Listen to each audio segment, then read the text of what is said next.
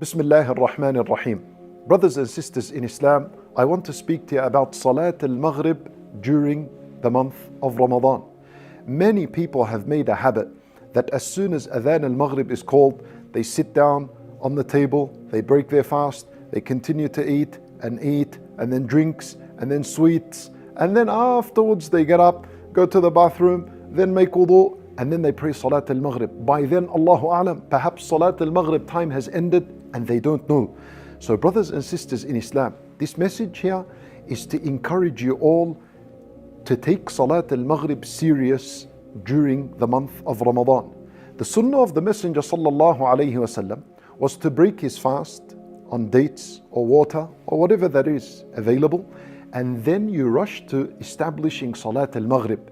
You pray Salat al-Maghrib, you, your family, whoever you're with, and then you may proceed to continuing your Iftar, and you can sit down and you will be at rest and at ease. Brothers and sisters in Islam, don't take this matter lightly. Salat al-Maghrib does not end at the time of Isha that is on our calendars today. Rather, Salat al-Maghrib ends عند مغيب الشفق الأحمر, when the redness of the sky disappears. And that could differ from country to country.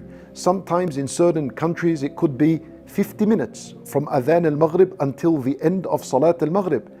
In other countries it could be 1 hour, it could be 1 hour 10 minutes, it depends. And the idea is, there are madhahib in Islam that were very strict concerning the time of Maghrib and how much time you have to pray it. For example, the famous opinion among the Malikis and the opinion among the Shafi'i madhab is that Salat al-Maghrib is prayed in the time that it is enough for you to get up and make wudu, wear some clothing, face the Qibla, praying 3 rak'at, and then 2 rak'at sunnah after it, and that's it.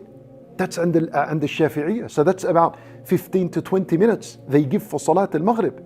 So we need to be careful. And even if we look at the hadith of the Messenger sallallahu alayhi wasallam, when he was taught the timings of the prayer by Jibreel alayhi salam visited the Messenger sallallahu alayhi wasallam on 2 days.